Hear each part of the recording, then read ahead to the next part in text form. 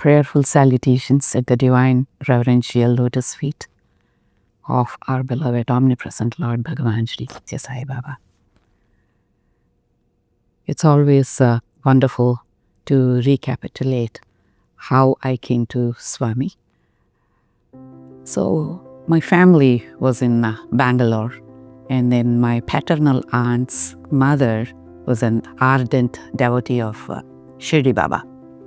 So Swami visited her hometown, Rajahmundry in Andhra Pradesh, around 1964. And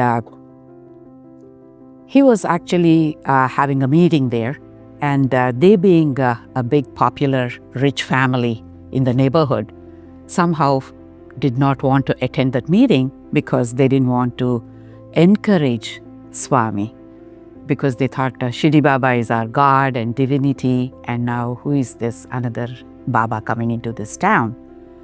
And then after the meeting was over, Swami was just passing by their house, and my aunt's mother was outside, and Swami stopped there and asked, Narsamma ela unnavu. What that meant was, Narsamma, how are you doing? In Telugu. And so she was shocked because nobody introduced her to Swami. So she was just wondering, how does this Baba know my name? And then he said, so for being polite and courteous, she invited him. And when they started having a conversation, she asked, how do you know my name? And she said, Swami said, I know you because I'm the same Shirdi Baba. So that's how my paternal aunt's family was pulled into Swami's fold. And when we were living in Bangalore, my paternal aunt happened to relocate from New Delhi to Bangalore, and then Swami was there in Whitefield, Brindavan campus. And so they were visiting Swami during the summer, because Swami would spend the summer months in Brindavan. So then my aunt said, would you like to go with us? And then my father was a skeptic, and definitely he did not want to see any Babas. But my mom liked the story which my aunt shared. And then she said, yes, I would like to go with you with the kids. And so we went. That was the first darshan in June, in the summer months. And then very first darshan, Swami came to us, and then he blessed us. We got Pada Namaskaram. And then my aunt introduced us, and then Swami said, Santosham, Santosham. So that was our first introduction. And then, of course, then there was no looking back. My mother for sure knew that there was something so divinely attractive. And so Swami's picture was the center in our altar at home. And my mom lost no time, and she enrolled us in Balvika's program.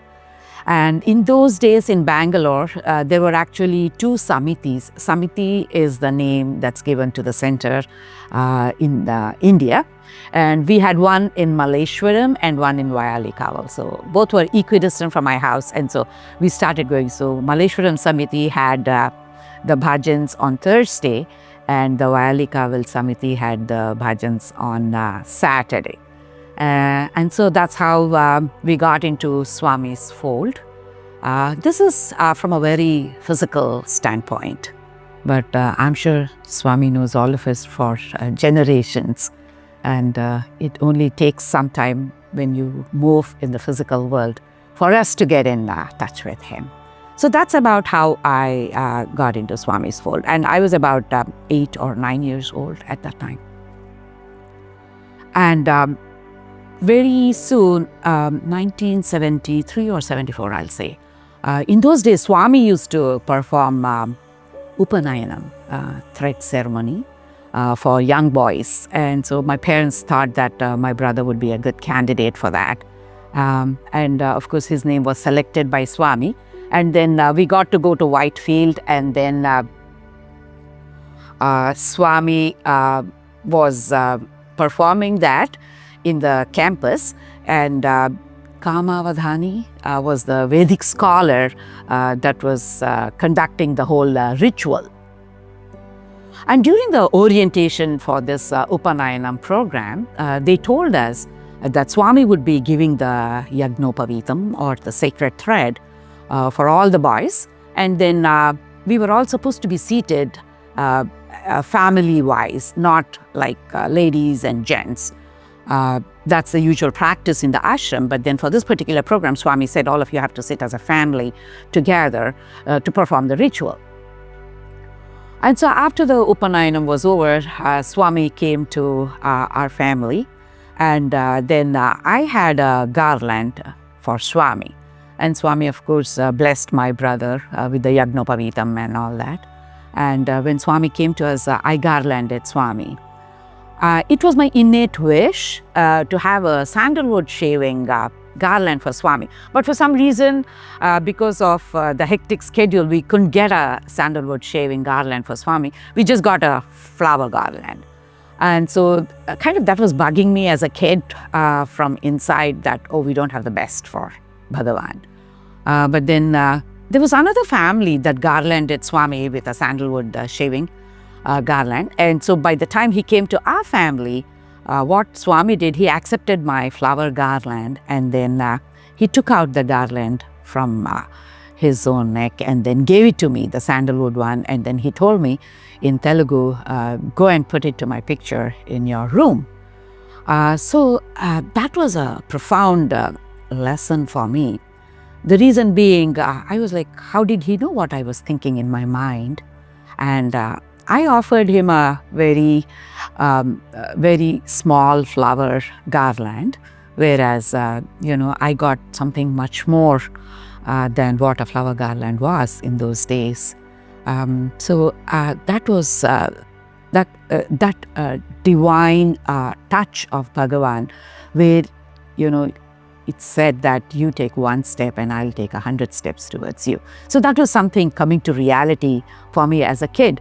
And so the first lesson that came to my head was like, oh, he knows what's going on in your head. So it's important for us to think well and to think straight and to think good. So that was the first thing as I learned as a kid. And then, of course, the second one was like, oh, you give something very small to God, and then He will give you something 10 times much better. So that was one real good experience, and I still cherish that experience with Bhagavan because that has taught me so many lessons in my journey of life. So growing up with Balvikas, we were always taught that we have to pray to God right from the morning. And our Balvikas teachers had a set of shlokas right from the morning as soon as you get up, like Karagre Vasate Lakshmi, Karamadhye Saraswati. And then as you're taking bath, Gange Che Yamune Cheva Godavari. So like that, they had a series when you're going to school, Saraswati Namastubhyam. So in those days, Balvikas had a set of shlokas that we all had to learn, and we had to chant every single day during that part of the day. So I joined Balvikas in its early years of formation, and so that was the syllabus we had. And of course, we had the 15th and then the 16th chapter of Bhagavad Gita. Later on, the second chapter was also added. So growing up with this kind of a ritual every day, I started doing well at school, both in sports as well as in studies. So when I got to the high school, 9th grade, sports teachers thought that I was very good at running. I was an athlete, 100 meters and 200 meters sprint. And so they wanted me to participate in the local Bangalore Athletic Championship, and which meant that I had to wear shorts. Which was which was kind of not considered favorably in conservative South Indian homes. A young teenager wearing shorts, I'll say mid-70s, 73, 74, in those years. So my parents were not favoring this idea, but then my sports teachers thought that I did have a chance, though I was in 9th grade, competing with the 11th and the 12th graders. So they came home and somehow convinced my parents that, they shouldn't be stopping me from participating in athletics. So that was the time when I intensely prayed to Bhagavan. I got qualified in the Bangalore Athletic Championships, which meant I had to go to the next level, which was a state level. So step by step, taking Swami's guidance. Every time there would be a championship, I would tell my father, why don't we go and get Swami's blessing? And so when we would go to Brindavan Ashram, because we were in Bangalore, these prayers were always answered with a blessing from Swami. Swami would come, I would get a Pada Namaskar, and then I would give a letter to Swami. Swami was put his hand on my head, and somehow in some form I knew from inside that he was blessing me and he was telling me to go. So I would take that word, and then somehow my parents also would feel the same. Oh, Swami was smiling at us, and Swami was looking at us, and Swami gave us this Pada Namaskar. So it means, we have to follow through with the act of what she's requesting. So that's how my parents encouraged me to go there. And then, of course, I ended up going to the National Athletic Championship, where I ran with PT Usha, and I did beat her in the first year, which was 1978, I'll say. That was the first year she was participating, and so I did beat her. And then, of course, subsequent years, she took over, and then she beat me. She had intense training. So this was as a teenager, as a high schooler, constantly talking to Swami, saying all these prayers which my Bal Vikas teachers taught me, and then having those experiences from Swami in the form of Pada Namaskar, in the form of a blessing, in the form of a look from him, a smile from him, kind of really helped shape my personality, because I think I learned a lot by participating in these sports activities. In addition to these, I also participated in team sports. I played volleyball for the state of Karnataka and junior cricket. I was trained with Shanta Rangaswamy in those days. She was in Bangalore, and we were in the junior team and she was in the senior team. So sports actually taught me a lot of self-confidence, and I think all that was because of the Balikas I went to, kind of where spiritual growth was happening in parallel with the secular education I was receiving. I did very well in my 10th grade as well as the 12th grade exams. I got the third rank there. And then even moving forward also, I did my undergrad and graduate studies. I was admitted into Anantapur College, but because of the distance, my father got transferred from Bangalore to Cochin, Ernakulam. So my parents were worried that, it's not safe for me to be so far away from there.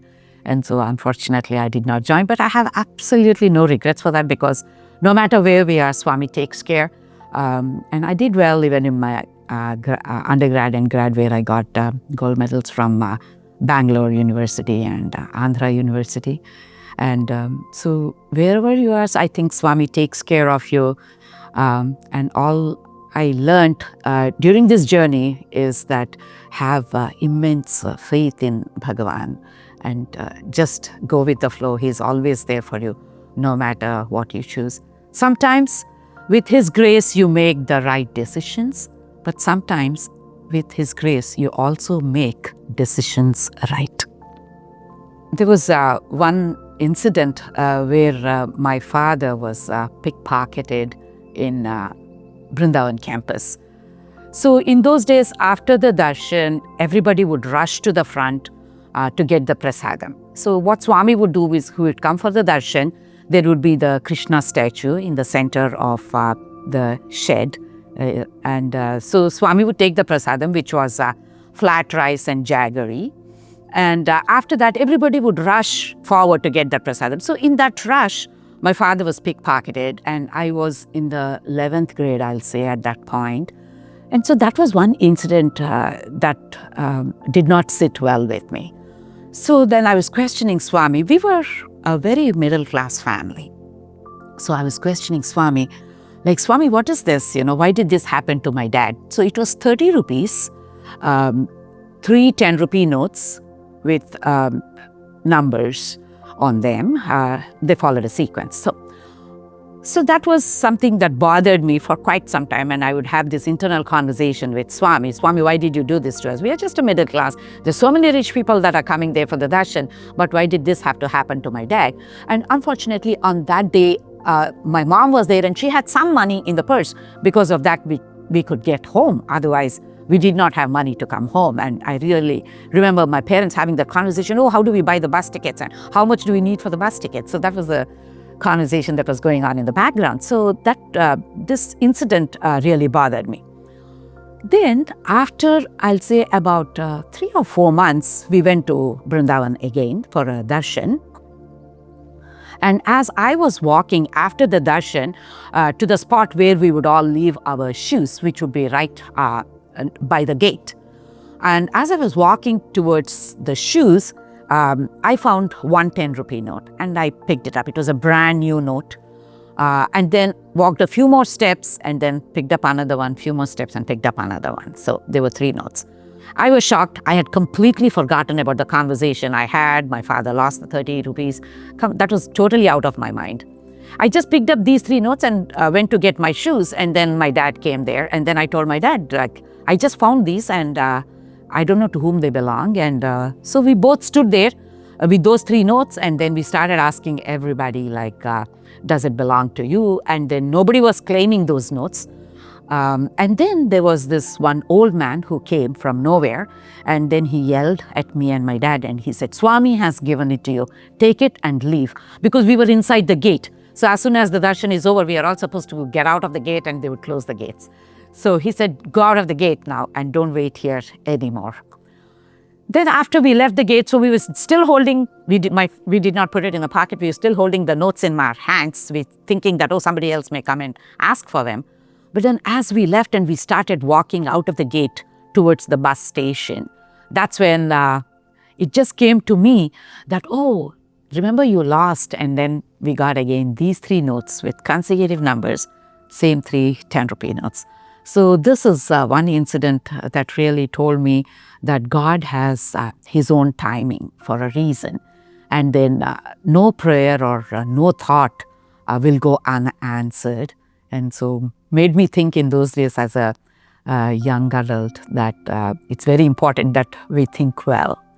So that is one incident. And then the second incident, of course, is what I said about sports, where Swami continuously blessed. And the other thing also was Swami also gave me the wisdom.